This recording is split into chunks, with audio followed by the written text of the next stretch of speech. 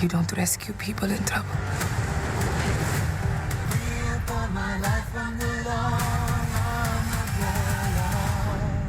So the last time we spoke, you've been pretty set on not doing television again, but Chad Powers was a combination of elements that, including not taking you too far away from home, that you felt like it was kind of a no-brainer not to do it.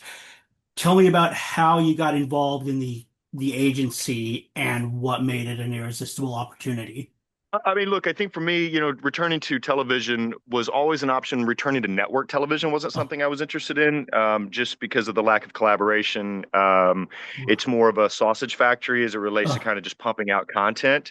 uh, Um, and, with what Paramount Plus has been doing, it's anything but that. mhm, And I was lucky to work with 101 Studios with the finest kind. uh, Um, and meeting and working with all those producers was just really exciting as it relates to the enthusiasm that kind of starts at the top with Taylor and kind of goes all the way down, where everyone there just wants to make quality television and film. mhm, So when they called about the agency, I was already a fan of season one, mhm. and I'm a huge fan of Michael Fassbender. Of course. Um, so I read a couple of the scripts, and honestly, I would have played the guy in the mailroom, Mhm. just to work with this cast.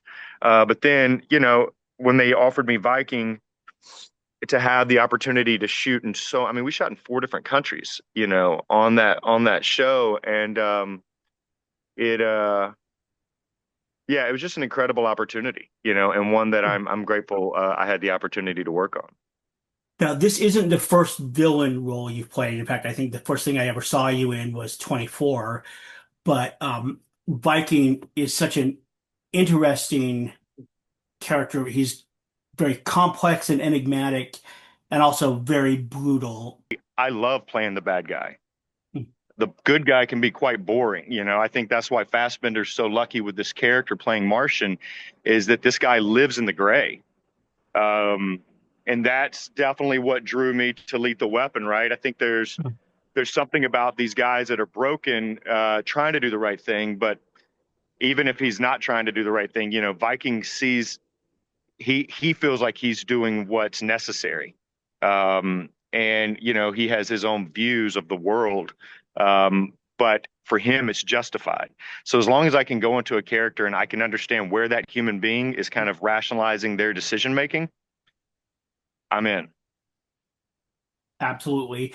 Now, as far as really understanding the character, the show gives us background on Vernon and on Viking, but some of that road as to how Vernon became Viking is a look is kind of left for us to fill in. I know for me as an actor and a writer, I kind of have to I really have to have a strong picture, uh and if I'm not given that, I have to kind of paint it myself. How much were you how much context were you given on who this guy is and what drives him, and how much did you kind of have to fill in?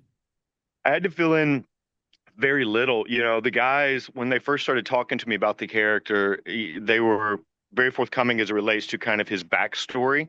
They had put a lot of thought into that, which you can kind of see that with all of the characters in this show. Everything is quite intentional. So they kind of helped me understand that he felt like he'd been let down by the system, and that he had been fighting for something that he no longer believed in. So yeah, these guys they were super helpful, in kind of painting that picture for me so that I could just step into the character. And then, again, when you work with the individuals like this, it's such a collaborative experience.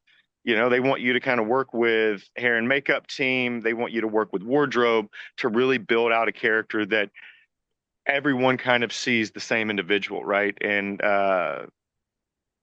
that collab is why I love doing what I do. You mentioned Michael Fassbender, and I mean, he is an amazing actor. Tell me about acting opposite him, and matching the presence he brings to the screen. What was that experience like? I don't know if I matched his presence.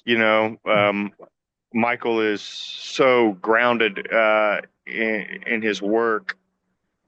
Um, you know, I'll start with he's a wonderful human being. He cares deeply about the process, the craft, and his crew. That's something that he and I kind of share.